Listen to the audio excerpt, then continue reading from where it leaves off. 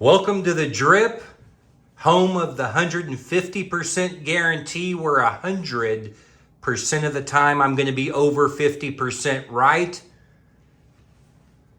I'm Scott. I'm going to be your expedition guide today as we're wandering through this journey of exploration, learning about knives, sharing information. Hope everybody is having a great week or a weekend or a morning or evening, whatever day it may be where you're at. Every knife has a story. We do our best to bring at least a portion of that story, whether it's the beginning stages or something much further along. So thanks so much for watching today. If you're new to the channel, hit like, hit subscribe. If you like knife content and a little bit of shenanigans, you're going to definitely want to follow my channel. I try to include, as we get a little bit further along, I try to have some knife giveaways and some different useful information, encouraging words for you. So if you're on Instagram, feel free to give me a follow, KC Blade Drip, and hope to see you there. Today we're going to talk about it's a company, it's called Piranha. Now, I've known for many years, since I've kind of been interested in autos, I've kind of had a soft spot in my heart for automatics. Piranha is a American-made, made in the USA company. And in the past, I hadn't bought any. I just really wasn't quite sure how I felt about some of the designs or materials.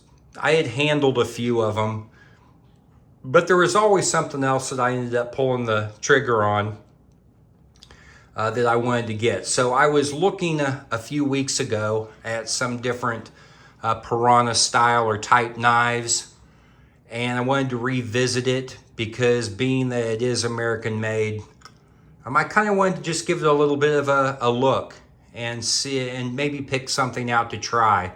I wanted to get one of the little bit, I guess, on the higher tier, just to see what some of the best what type of knife they really do offer.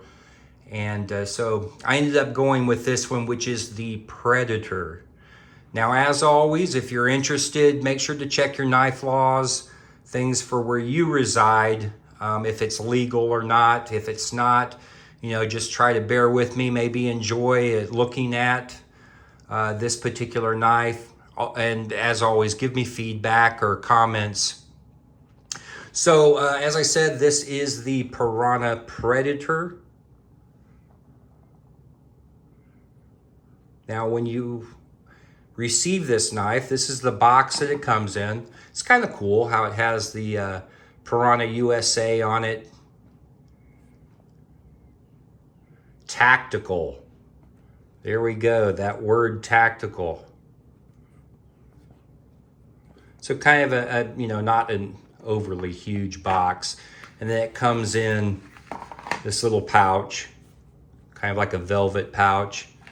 And then you get a little brochure here, or some information just kind of telling you about the knife in general. And that's pretty much all that you get. See, they don't throw in a bunch of extra stuff. So when I first got the knife, I was very impressed with the weight, the way it felt, the packaging, everything, at least for first glance. The closed construction. It's a push button.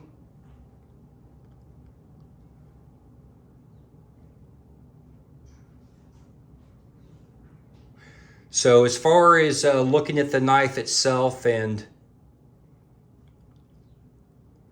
what it is, so it's a push button auto.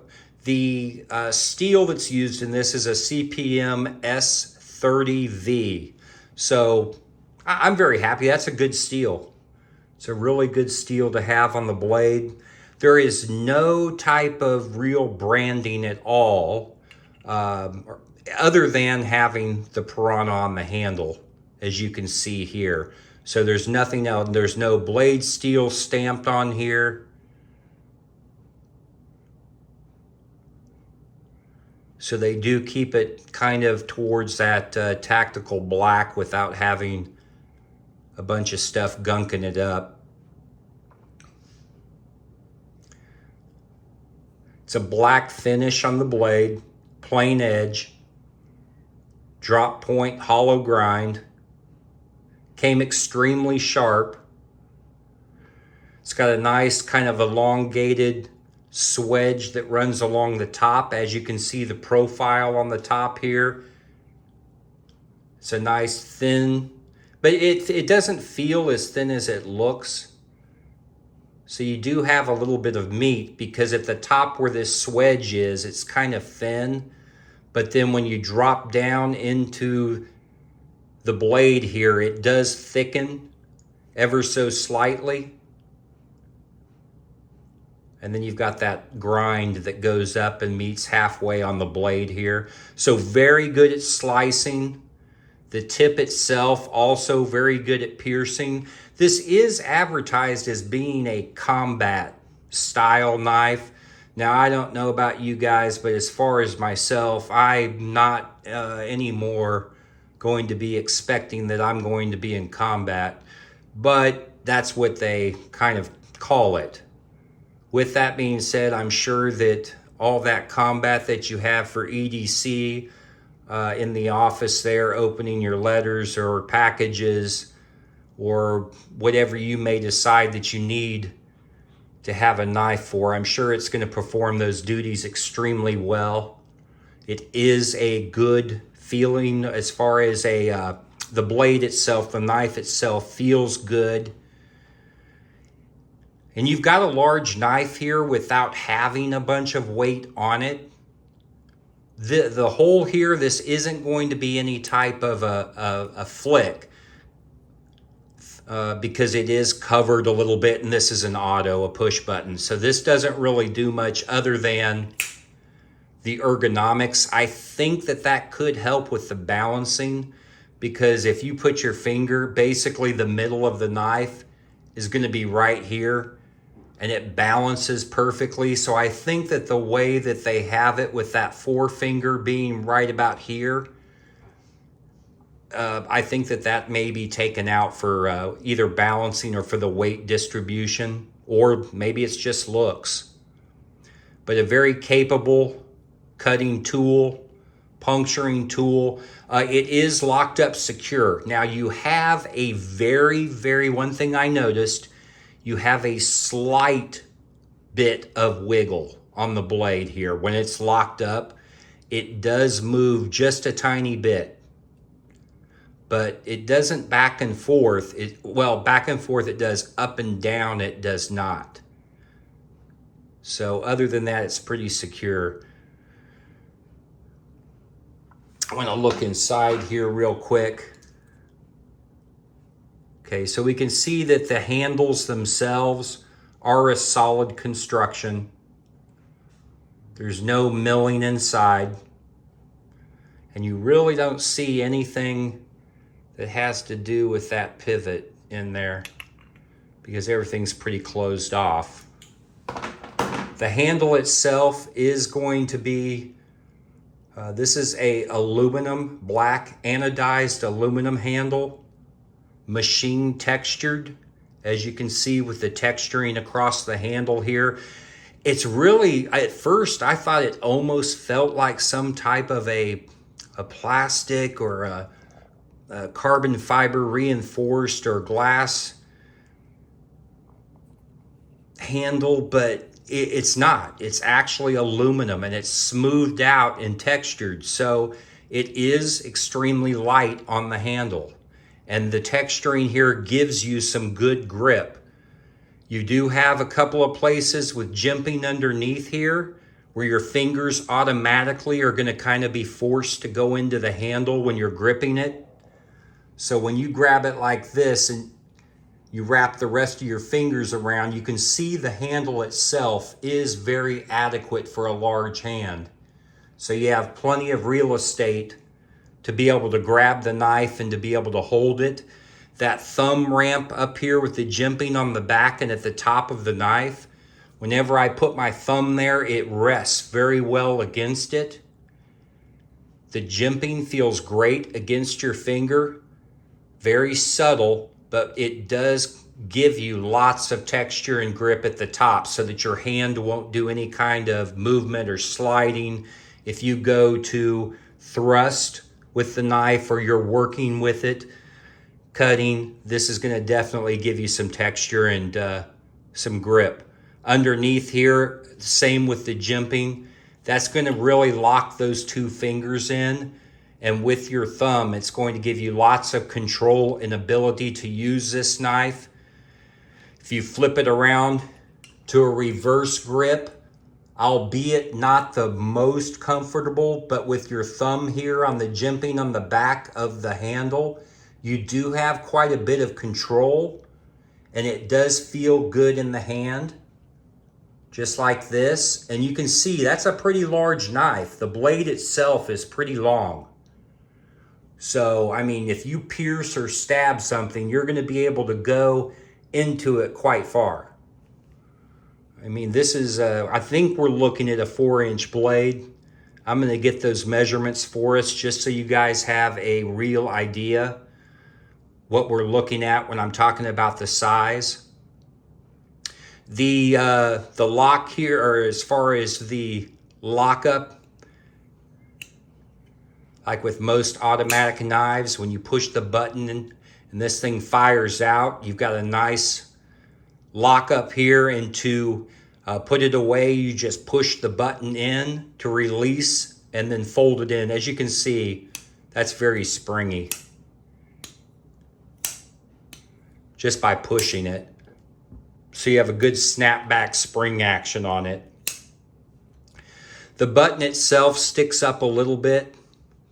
Okay, and you see how you have a little bit of the texture here on the button. But now whenever you go to deploy this and you push this button, when you push it in to be flush, it doesn't eject, it pushes in.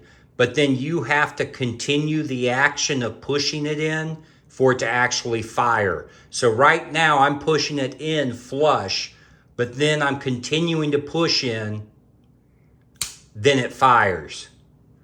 So I think that's kind of a little bit of a safety thing that they have there, because whenever it's in your pocket or you're holding it, it doesn't have any type of a safety to keep you from firing it. So like a lot of push button autos, you have to engage and then continue pushing it for it to fire. But I like the little texturing here on the button itself.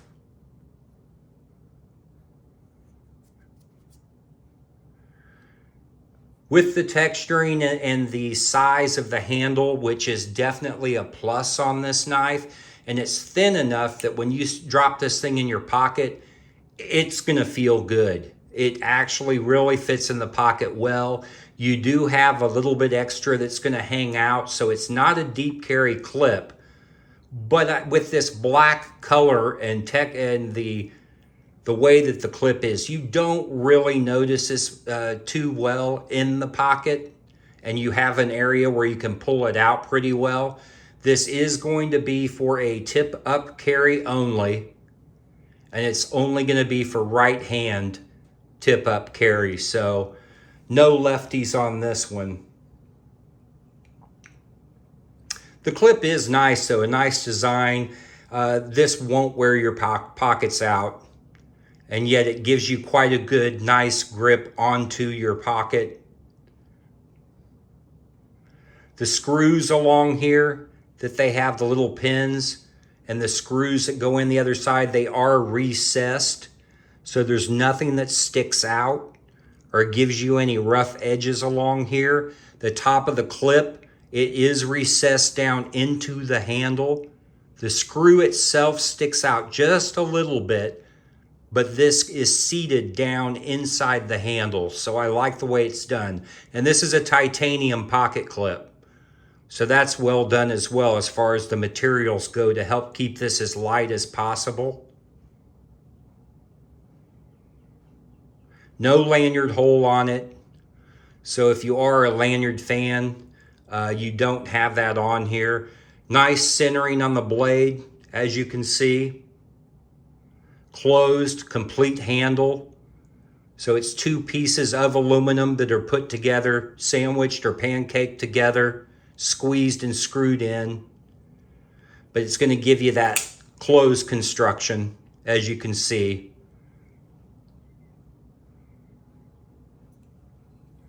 I like the way that this thing actually, the ergos on it, how the flow through all the way to the end of the blade and how it sits down in the handle. Look at that. That was just done beautifully. And it's so smooth. You can tell by looking at this, the way that it just flows. Jimping in the right places. It's actually very well constructed. I was impressed by this knife a lot by getting it in my hand and actually carrying it and using it a few times just to get a feel for it. Let's go ahead and get a measurement so we can see what we're looking at as far as the size goes. The blade, 4 inches, and that's 4 inches of cutting area that we've got on this. So that's a nice long blade. You don't have tons of belly on it, but you really on this particular knife don't need, it's not designed that way. The handle itself, we're looking at 5 inches. Maybe just slightly over 5 inches. So you've got a nice amount of handle to grip onto. Again, I can't stress enough how good this feels in the hand. The weight on this, let's see what we're looking at on the weight. 4 ounces. So that's not bad for the stats on this particular knife. To have it be only 4 ounces, very impressive. Wonderful snappy action, really is. You can just hear it when and that's another thing that Piranha is known for, is for their nice firing, snappy action on their autos. And they've got so many different colors. They've got so many different models and types of knives. If you're looking for something that, whether it be a fillet knife, outdoor knife, something that you would use for any type of maybe a food prep, or just to either complement your current carry or to even depend on this as being just your only carry, I think it was going to do anything you need really well. I would definitely recommend the company itself. Appreciate you taking time to watch. Again, if you like this type of content, don't forget to like and subscribe. We're continuing to nail our subscriber count. We're going to keep climbing the mountain, guys. I got exciting things heading for the future here. More stuff to come out. And remember our pets. Remember our vets. The men and women that gave everything they had for us to have freedom, get freedom, and keep it. And the little furry guys, the non-furry guys, the ones that are always there to cheer us up, even when we're in the darkest of gloom. And until we meet again, guys, I want you to remember, stay sharp, my friends.